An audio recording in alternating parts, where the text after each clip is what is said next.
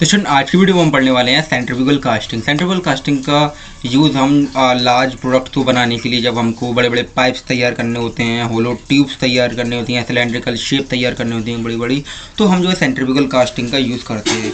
तो centrifugal casting को हम जो है उसके डायग्राम के थ्रू, उसकी वर्किंग के थ्रू समझेंगे। तो ठीक है, शुरू करते हैं आज का वीडियो। सबसे पहले क्या होता है, हम इसकी वर्किंग देखेंगे इसके डायग्राम के थ्रू। तो हमारे पास क्या होता है, एक मोल्ड होता है ना, एक मोल्ड कैविटी होती है। जैसा कि हमको पता है कि कोई भी कास्टिंग जब हम करते हैं तो हमको मोल्ड कैविटी की रिक्वायरमेंट होती है। तो यहाँ पर भी हमारे पास एक मोल्ड होता है। उसके बाद क्या होता है, हमारे पास ये हमारे क्या है, दो व्हील हैं जिसको हम क्या बोलते हैं, ड्राइव व्हील। ये ड्राइव व्हील जो होते हैं, ये आपके जो मोल्ड कैविटी है इसको रोटेट करते हैं। ठीक है, उसके बाद ये दो ड्राइव व्हील होते हैं, ये कनेक्टिंग रॉड के थ्रू कनेक्ट होती हैं। ठीक है, और उसके बाद ये है आपकी मोटर। ठीक है, ये मोटर जो होती है आपकी, ये कनेक्टिंग रॉड को रोटेट करती है।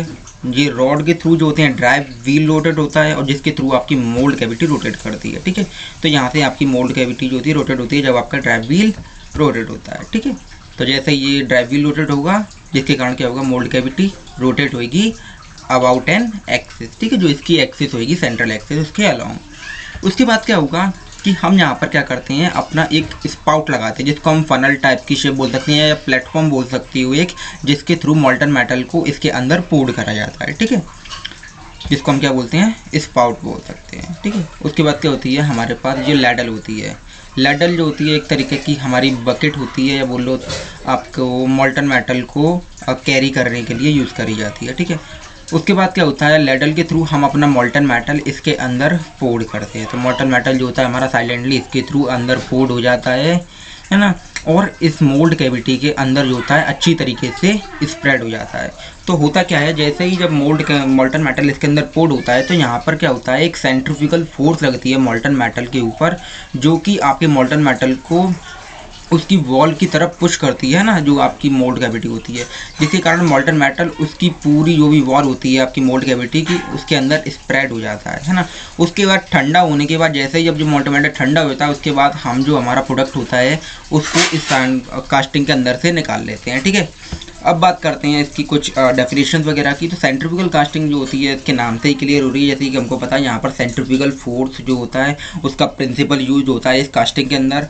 यहाँ पर मोल्टन मेटल को पोर्ड करा जाता है, जो मोल्टन मेटल जो होता है सेंट्रीफ्यूगल कास्टिंग के कारण इसकी जो आपकी वॉल्स होती हैं मोल्ड कैविटी, इसके अलोंग जो होता है पुश्ड हो जाता है ना, और अच्छी तरीके से स्प्रेड हो जाता है इसकी सर्कमफेरेंस के अकॉर्डिंगली।